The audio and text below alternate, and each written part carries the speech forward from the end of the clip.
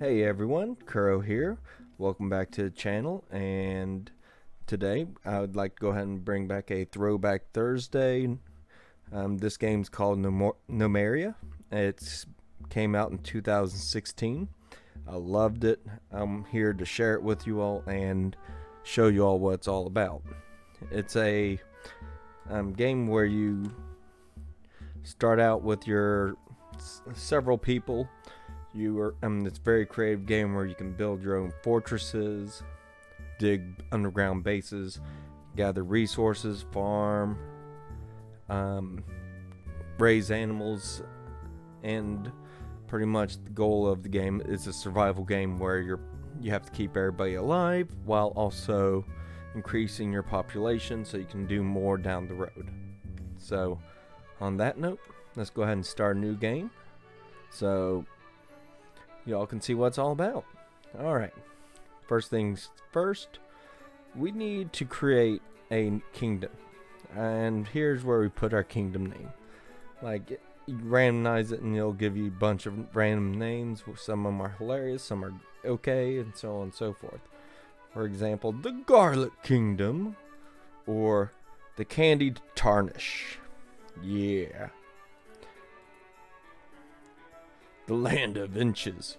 Well, so we'll do Nova Star Empire. Alright. Standard size. I'll go ahead and start with the huge. Difficulty, we'll leave it as normal. There's also advanced setup here, which lets you do World Seed, where the city center, kingdom center is supposed to spawn at. Difficulty, depth of metals. There are many metals in the game. Leave that as normal. Metal amount. Here you can basically make it more or less difficult depending on what you want to choose. Enemy strength. So your enemies is basically, the enemy strength is how strong or how weak you can want to make them. So we'll leave that as normal. Attack rate, how often enemies from off the map come onto your map to attack you. And the size is how many are attacking you. And now you can also increase the enemy strength over time. Basically based off of your kingdom's worth, which means the more wealthy your kingdom becomes, for example, the more furniture you have in your base increases your kingdom's worth, the stronger the enemies become. Goblin tunnels. Goblins are able to tunnel underneath walls to attack your kingdom. I am not a fan of that, so I actually turn it off. Now, here's a list of most of the monsters on the game. I'm pretty sure it's all of them. You got your wild animals, goblins, mants. Mants are basically ants that are man-sized. Golems, zombies, skeletons, beetles, and spiders. Now, there are other monsters in the game that's not included in the list, where you actually will run into them eventually. Now here's flat. The map is either flat or tall, hills, narrow hills, so on and so forth. So I'm leaving the terrain as is, leaving the monsters as is. The seed is okay. The size of the map, I increased it, and everything else is the same except for goblin tunnelers. Alright, so you can preview your map or you can generate it. So let's go ahead and take a look at it real quick and see what happens. So this is just a general layout of your map that you're going to spawn in. Looking at it, there are a lot of hills, a lot of everything. It would be a little bit difficult to do much of anything on the game, but that's part of the game. You can like have your little fortress up here. You can run down here, grab some apples to feed your people. There's other fruits in the game. Looks like this map does not carry them, but there's like oranges, pear trees, so on and so forth. You see there's also other resources like strawberries here on the ground. There's cotton. But there's a lot of resources already on the map, in the game, and it's part of this what you need to do. So let's go ahead and generate the map so we can take a look into it and see what we're going to do. So the primary things we need to look at when we start these type of survival civilization building game is you need food, you need water, you need shelter. The three basics right there: food, water, and shelter. So you want to build your base near water. You want to build your base where there's easy access to foods, and you want to build your base where you want to be able to build a decent shelter, which you can defend with. So while the map's generating, like I said, the game does focus heavily on crafting also. So you're looking at it, you can create your people's armors, weapons. You have to dig down into the earth to gather your resources, to basically your irons, your tungstens, metals, whatnot, and turn that into your gear for your people to use. It has a wide variety of weapons, wide variety of armors that you can use. And then also on top of that, the minerals you're digging down into, you can turn around and turn that into your construction. Like you got your marble, you got sandstone. You can even use dirt to build your walls with. You can cut down trees, turn that into your wooden walls, furniture, houses. The depth of this game and the content in it, there's so much in it that like I said, I loved it, kept me entertained. This is, from what I can understand, where most games are getting like their information or their content from, in my opinion. But granted, I can't say this is like the birth of those games, but most games out now remind me of this, except for they're more advanced in graphics and stuff. But I love this one, as like I said, you can do so much in it. Maybe I shouldn't have went with the huge map, apparently, because it's taking a while for everything to load in, but we'll get to that later. Now, like I said, your three basics right there. You can, for your food, you can hunt animals, you can gather apples, forage fruits and vegetables. So there's plenty on the map that you can do, like I showed you on the map earlier. There's apple trees, which I'm probably going to end up building my initial base near, because you can actually transport those trees back to your base, or you can come down for firewood, saplings, and also everything else. So starting out, we got our civilization here. Granted, the game, let's zoom out a little bit. Alright, the game does not let you select your civilians, like I said, but you can tell them what to do. So as you see, this is a huge map. There's a lot of things to do. We just have this huge swath of apple trees there. We got cotton, we got trees, pine trees, more apple trees. We got strawberries scattered around the map.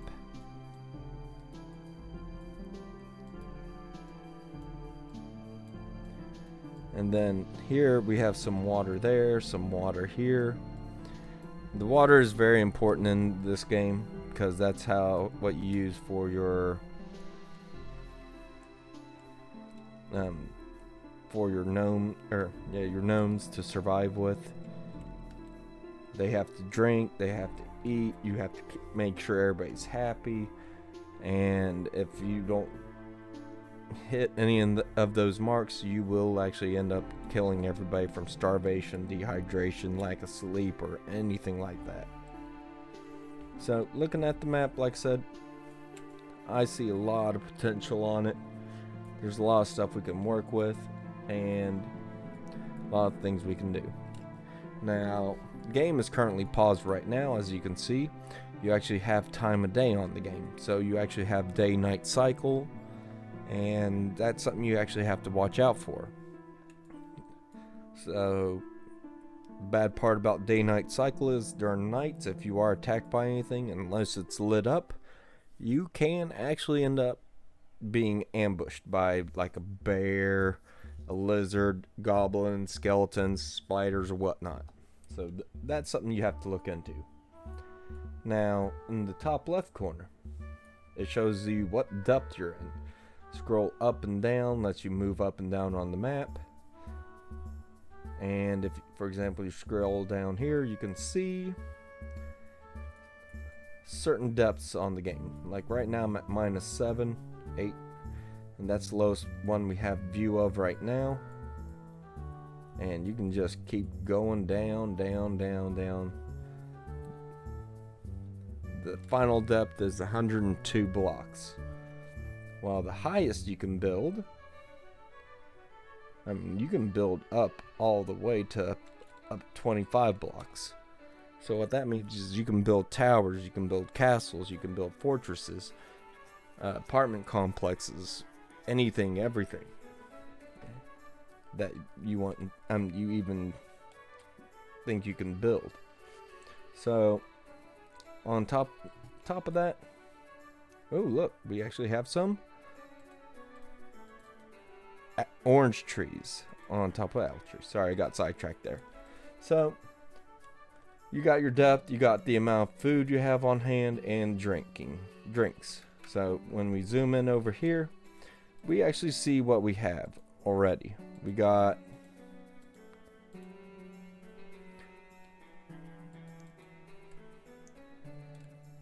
our civilians, or our people in our group. So we got 2 miners,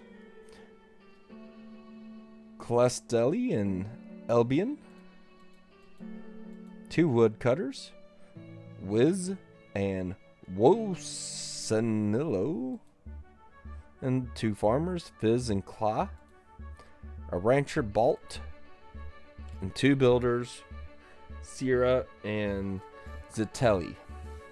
On top of that, we have items on the ground right here, which is cotton bags, which has 32 strawberry seeds, a wool bag with wheat seeds, straw piles, a crate, which has, there's 3 crates over here. Looks like, click on one, it is full of fruits. Another one, let's see what this has. Loaf of wheat bread. Okay. And then finally we got, oh, look at this. Copper sword, copper breastplate, copper helmet, cotton bandages. So we actually have a decent amount of medical supplies on hand. And then we go look at our drink barrels over here. We actually have 2, which is full of wine. All the wine. What's in the other one now? Strawberry and grape wines. So we actually have a lot of alcohol on hand. That's great. So let's go ahead and zoom out a little bit. And we need to figure out where we want to build the base. Granted,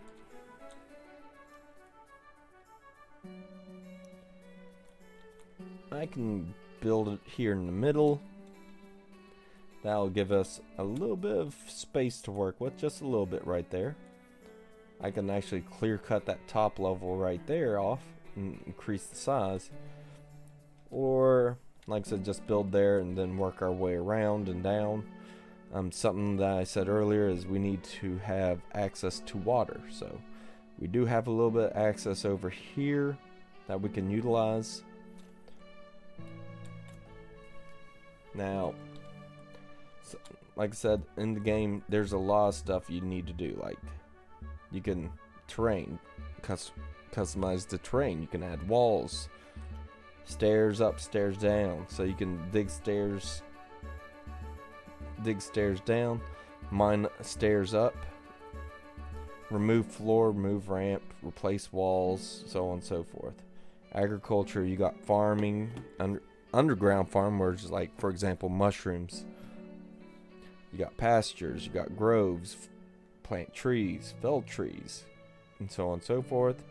Building, you got your workshops, mechanics, or mechanisms, furniture, storage, terrain. You can designate areas, stockpile, farm, so on and so forth. Jobs, you can suspend, resume jobs, clean the floor, meaning if there's items in the area you highlighted, your people will focus on cleaning it, deconstruct, and remove designation. That's pretty much everything that was down here. Now let's go ahead and look at these items at the top.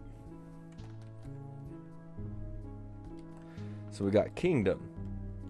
This is basically your diplomacy workshop. This shows the Silent Date, a merchant city, which is friendly with us, which is over 3 days away from us. So basically, we may get a trader from them every 6 days, let's just say. 3 days travel to us, 3 days back. So every 6 days. We got workshops, which we currently have none. Farms, we currently have none. Pastures, none. Rooms, total worth overall, our current worth is 1824, which is basically just what we have in our crates down here. Stocks shows what we have on hand. We don't have any stockpiles. Tracked items, it shows what we're following over here in the corner. Then we got our population. These are all of our all of our people. Now when you scroll over a name, it gives you a gist of what they are good with. So for example, Sierra. She's good at pretty much fighting. But if you click on them and go to their skills, it shows you here what skills they're very good with. So, for example, Sierra is very good at smelting and hauling. Next thing would be animal husbandry, and so on and so forth. So now what that means, you can assign them professions. These professions is what they are technically good at. So smelting, blacksmithing. A blacksmith is good with all these items right there. Or for example, building, construction 17.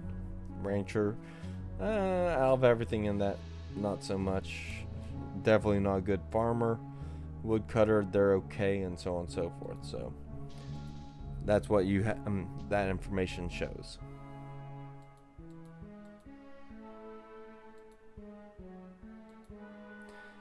Now we can go to professions. Professions here shows what we can use to, and we can customize each job. So, for example, we can go with stone. We'll create a new one. This person is known, the new profession is all arounder. So they are going to be able to use everything. Now what does that mean if you click everything? So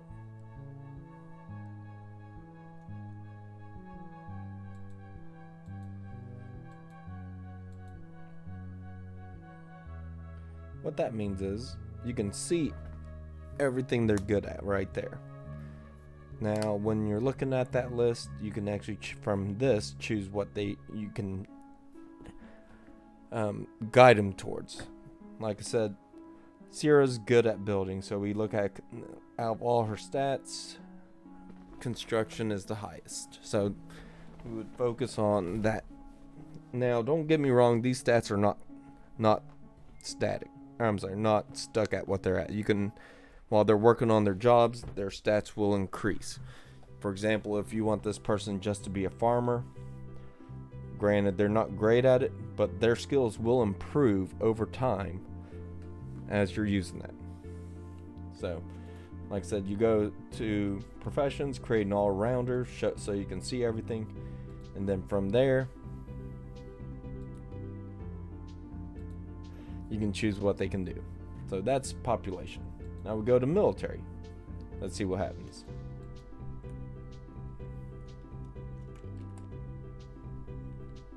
Alright. Under military, this is where you assign people into squads. You can create a new squad here.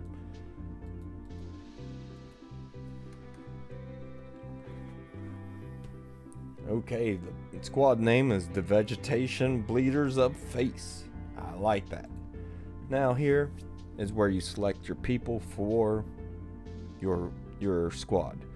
Your squad is the people that is the first one to be utilized when an enemy attack happens. Of course, we'll go with basic formation, and we can choose our soldiers for that.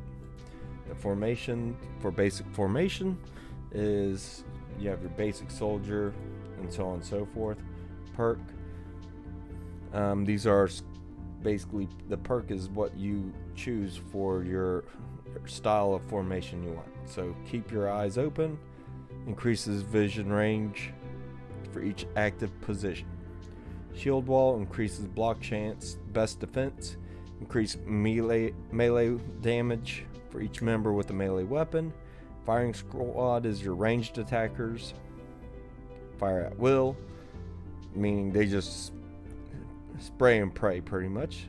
Suppressive fire means they will keep enemy positions pinned down. Now positions, that once again for basic soldier, it gives you a lot of perks per position. So Way of the Gnome, attack speed, attack damage, dodge chance, and dodge rate when no armor or weapon is equipped. So if this person is basically naked fighting, they do a lot better. So you can choose different perks per person. Like you got this one, knock them down, basically aims for legs and feet. Disarm them, you can aim for their hands and arms to basically make them the enemies drop their weapons. Aim for the eyes, you can blind the people. So not only are you attacking something, you can command your people to attack a specific part of the person. I mean, for example, you can fight a goblin, and depending on how much damage they're receiving, you can hack off an arm, a leg, hack off their head or whatever, and they're laying out in the field, and then these body parts and blood trails will be moving depending on how far they go. Now the awkward part is, depending on the monster you're fighting, you can actually harvest them for furs, skins, and whatnot. And then if there's a random arm laying around, you can pick that up and utilize that too. So there's a lot of depth and content in that, and it's a little awkward sometimes. And then here is the uniform. Whoever's in the squad, you can choose them and set to plate mail as their uniform. And pretty much they will wear anything available at this time. So that's that. So let's go ahead and start with a little bit of the game. So our goal is, right now, we need a little bit of a stockpile. So I'm going to go ahead and choose build on top of this mountain, and we'll dump our stockpile here. And that did not work as well as I thought. Stockpile.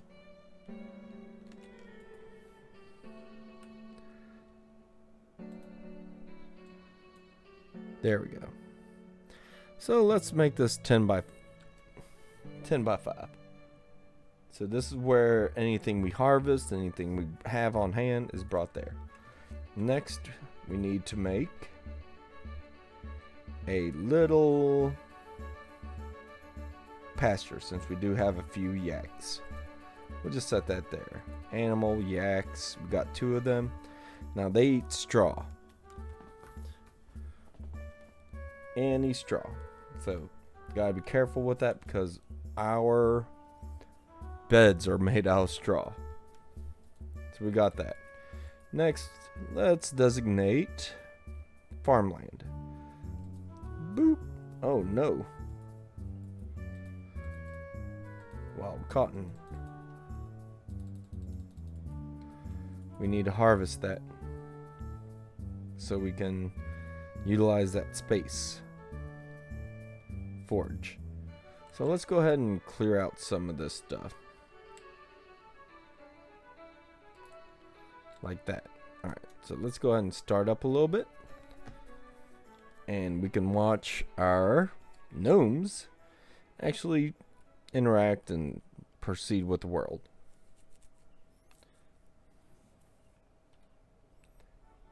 Once the game is saving, of course.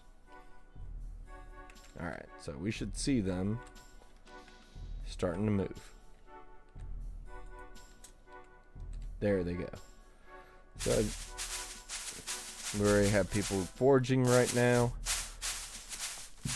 I got people just standing around. So let's take a look at that, see what we can do.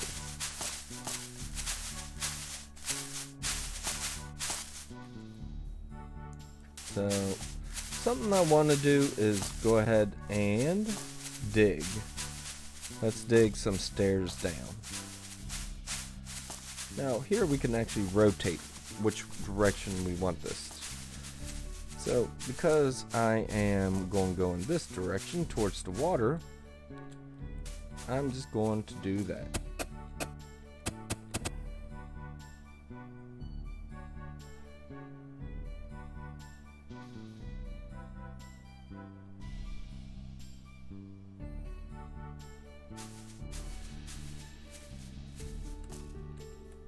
There we go.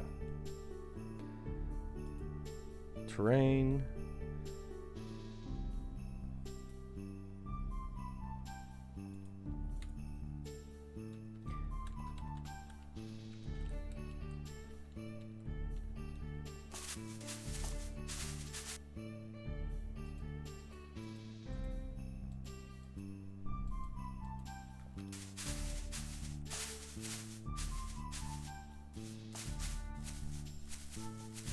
Okay, so I forgot, you actually have to click on these to get everything sorted over here.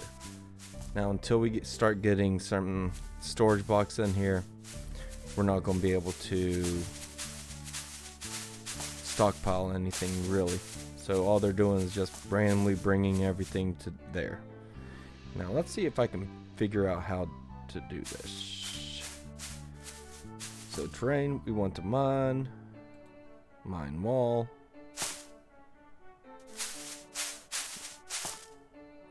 Dig that.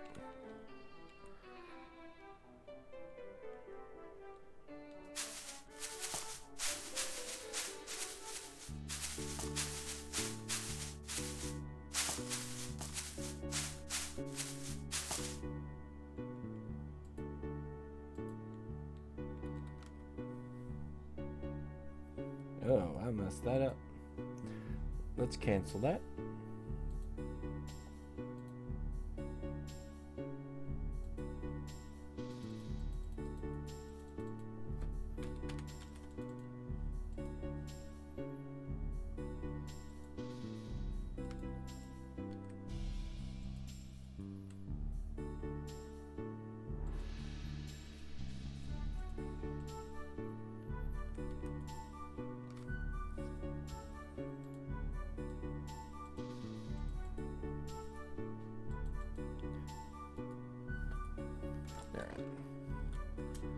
That should at least let me dig that out.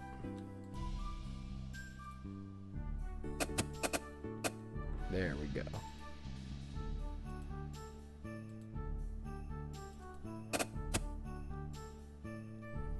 Alright.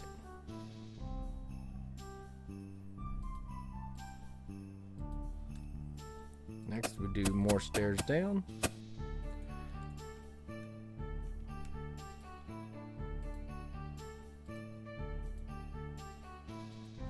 Dig that out a little bit.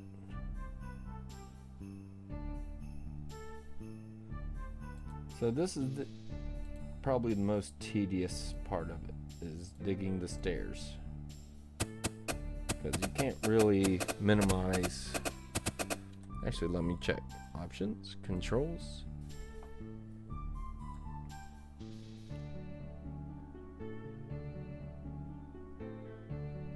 Seeing if we can minimize these walls.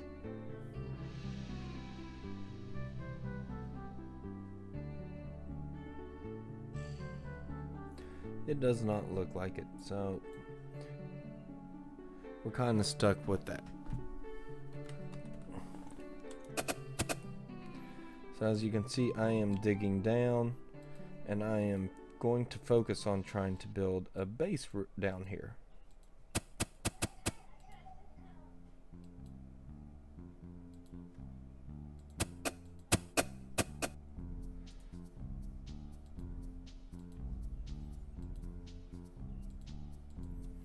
Now the reason why I'm trying to focus building on base down here is because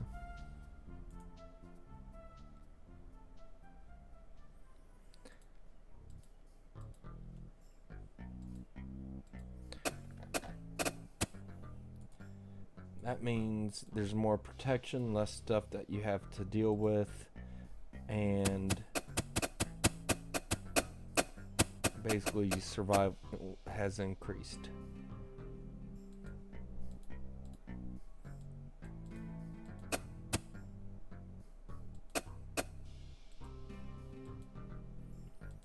So once you're down here, you can actually, one of my favorite things is, oh look, we are finally at stone.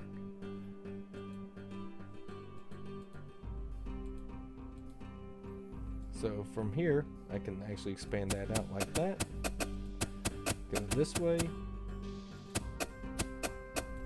And start digging this way.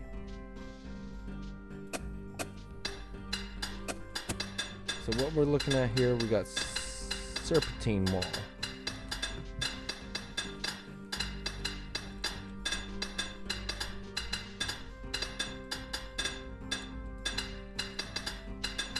So now that we're down here, we actually have access to some stones. We got some depth to us, protect us from the environment. We can actually now focus on building our little base. That's, like I said, that's what I want to do, is just go ahead and dig a little area where we can call home.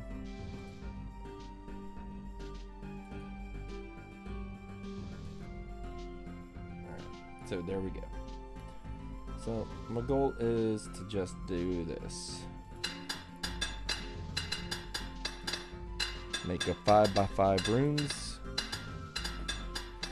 Put the door right there.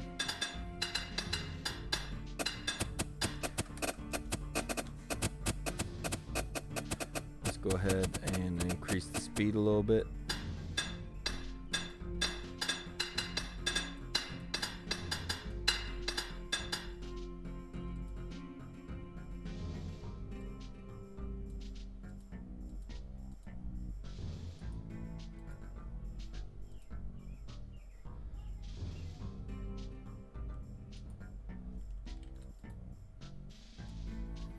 Pause that real quick. Yeah, you see my guy's just pretty much sleeping on the ground right now, and that's not a good thing. That's one thing I do not like starting out in the game.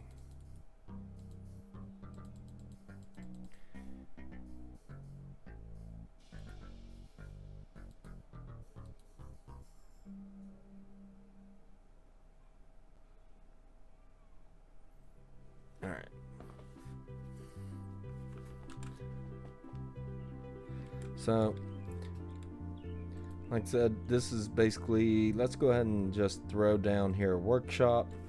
We want to turn this into a workshop. We got our crude workbench. We'll build that there like so.